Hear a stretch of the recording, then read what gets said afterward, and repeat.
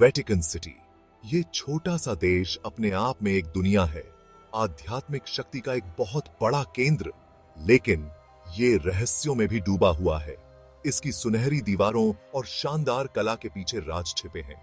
सदियों से कहानियां फुसफुसाई जाती रही हैं। ये रहस्य हमें आज भी हैरान और उत्सुक करते हैं। वेटिकन के रहस्यमय चेहरे के पीछे की सच्चाई क्या है? कुछ लोग कहते हैं कि वेटिकन के पास प्राचीन ज्ञान की चाबी है।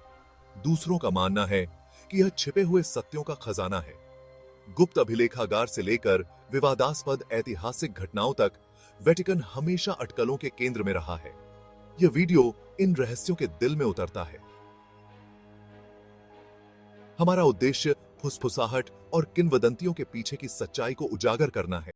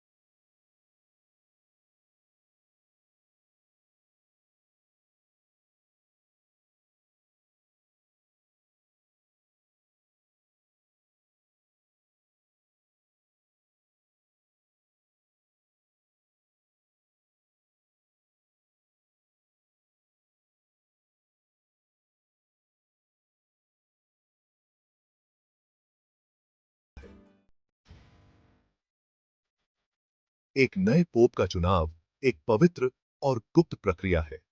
यह प्रक्रिया सदियों पुरानी परंपराओं और अनुष्ठानों से भरी हुई है, जो इसे और भी रहस्यमय बनाती है। जब एक पोप की मृत्यु होती है, तो दुनिया भर के कार्डिनल वेटिकन सिटी में इकट्ठा होते हैं। यह एक ऐसा समय होता है जब पूरी दुनिया की निगाहें वेटिकन पर टिकी होती हैं। उन्हें बाहरी दुनिया से बंद कर दिया जाता है। इसे पापल कॉन्क्लेव कहा जाता है। इस दौरान कार्डिनल्स को किसी भी बाहरी संपर्क से पूरी तरह से अलग कर दिया जाता है। सिस्टिन चैपल के अंदर वे तब तक वोट करते हैं जब तक कि एक नया पोप नहीं चुन लिया जाता है। यह प्रक्रिया कई दिनों तक चल सकती है और हर वोट के बाद काले या सफेद धुएं का उपयोग करके परिणाम की घोषणा की जाती है। यह प्रक्रिया गोपनीयता में डूबी हुई है। कार्डिनल्स के बीच की चर्चाएं और उनके विचार विमर्श पूरी तरह से गुप्त रखे जाते हैं। इतिहास पोप के चुनावों को लेकर साजिशों की कहानियों से भरा है। कई बार इन चुनावों में गुप्त समझौतों और राजनीतिक चालबाजियों की कहानियां सामने आई हैं। रिश्वतखोरी, राजनीतिक चालबाजी और यहां तक कि ईश्वरीय हस्तक्षेप की अफवाहें उड़ती रहती हैं। यह सब इस प्रक्रिया को और भी रहस्यमय और रोमांचक बनाता है। एक पोप का प्रभाव निर्विवाद है। उनके निर्णय और उनके शब्द पूरी दुनिया पर गहरा प्रभाव डाल सकते हैं। उनके पास अपार आध्यात्मिक शक्ति होती है। वे लाखों लोगों के विश्वास और आस्था के प्रतीक होते हैं। उनके शब्द वैश्विक घटनाओं को प्रभावित कर सकते हैं। वे न केवल धार्मिक मामलों में, बल्कि राजनीतिक और सामाजिक मुद्दों में भी महत्वपूर्ण भूमिका निभाते हैं। यह चयन प्रक्रिया को और भी महत्वपूर्ण और रहस्यमय बनाता है। हर बार जब एक नया पोप चुना जाता है, तो यह एक नया अध्याय शुरू होता है, जो पूरी दुनिया के लिए महत्वपूर्ण होता है। वेटिकन विवादों से अछूता नहीं है। सदियों से घोटालों ने चर्च को हिलाकर रख दिया है। वित्तीय कुप्रबंधन, भ्रष्टाचार के आरोपों और अपराधों को छिपाने ने इसकी प्रतिष्ठा को धूमिल किया है। ये काले अध्याय वेटिकन के असली स्वरूप पर सवाल उठाते हैं। सबसे महत्वपूर्ण विवादों में से एक है पादरियों द्वारा बच्चों का यौन शोषण। इन मामलों से निपटने के वेटिकन के तरीके पर कड़ी आलोचना हुई है। आलोचक चर्च पर शोषण करने वालों की रक्षा करने और पीड़ितों को चुप कराने का आरोप लगाते हैं। इन घटनाओं ने कई लोगों की आस्था को हिलाकर रख दिया है। वे वेटिकन के नैतिक अधिकार के दावे पर एक लंबी छाया डालते हैं। वेटिकन लंबे समय से गुप्त समाजों से जुड़ा रहा है। कहा जाता है कि फ्रीमेसन और द नाइट्स ऑफ माल्टा जैसे संगठनों का चर्च से नाता है।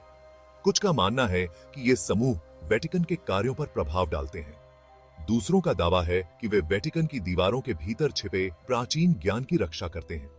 इन कनेक्शनों की असली प्रकृति रहस्य में डूबी हुई है। क्या ये समाज वेटिकन के साथ काम कर रहे हैं या उसके खिलाफ? साजिश के सिद्धांत बहुत हैं। कुछ का मानना है कि वे दुनिया की घटनाओं में हेरफेर कर रहे हैं। दूसरे उन्हें निषिद्ध ज्ञान के संरक्षक के रूप में देखते हैं।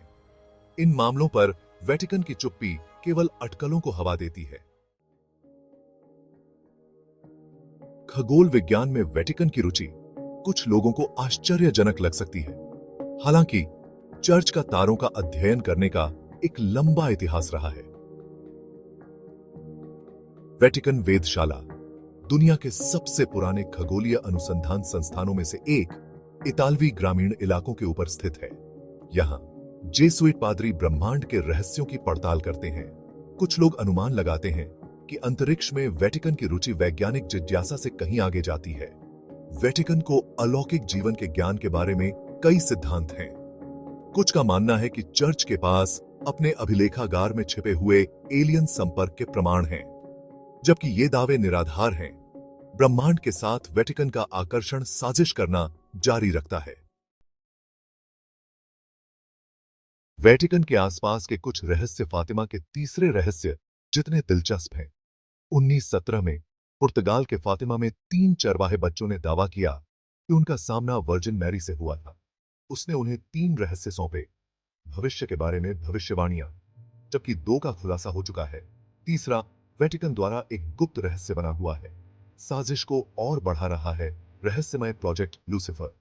साजिश के सिद्धांत इस परियोजना को वेटिकन वेधशाला से जोड़ते हैं। कुछ का मानना है कि इसमें अलौकिक प्राणियों के साथ संवाद करने के प्रयास शामिल हैं, संभावित रूप से फातिमा के तीसरे रहस्य के पहलुओं को पूरा करते। वेटिकन इन दावों को खारिज करता है। हालांकि पारदर्शिता की कमी केवल और अधिक अटकलों को हवा देती है। कैथोलिक चर्च बुराई के अस्तित्व को स्वीकार करता है। यह मानता है कि बुराई केवल एक अमूर्त विचार नहीं है, बल्कि एक वास्तविक शक्ति है जो मानवता को नुकसान पहुंचा सकती है। यह शैतान को एक वास्तविक इकाई के रूप में पहचानता है। शैतान को चर्च द्वारा एक प्रमुख विरोधी के रूप में देखा जाता है, जो लोगों को पथ भ्रष्ट करने की कोशिश करता है। वेटिकन के भीतर पुजारियों का एक चुनिंदा समूह इस अंधेरे के खिलाफ आध्यात्मिक युद्ध छेड़ता है। ये पुजारी विशेष रूप से प्रशिक्षित होते हैं और उन्हें एक महत्वपूर्ण मिशन सौंपा जाता है। उन्हें ओझा के रूप में जाना जाता है। ओझा वे होते हैं जो शैतानी ताकतों से लड़ने के लिए तैयार होते हैं और जिनका काम बहुत ही चुनौतीपूर्ण और खतरनाक होता है। इन व्यक्तियों को राक्षसी कब्जे से निपटने के लिए प्रशिक्षित किया जाता है। उनकी ट्रेनिंग में बाइबल के गहरे अध्ययन और विशेष प्रार्थनाओं का अभ्यास शामिल होता है। ओझावाद गोपनीयता में डूबे हुए हैं। इन रस्मों को गुप्त रखा जाता है ताकि उनकी पवित्रता और प्रभावशीलता बनी रहे। वेटिकन इन रस्मों के बारे में जानकारी को कड़ाई से नियंत्रित करता है। केवल कुछ ही चुने हुए लोग इन प्रथाओं के बारे में जानते हैं और उन्हें अंजाम देते हैं। इन प्रथाओं का अस्तित्व ही चर्च के एक अलग पक्ष को उजागर करता है। यह पक्ष आम जनता की नजरों से छिपा रहता है और केवल कुछ ही लोग इसके बारे में जानते हैं।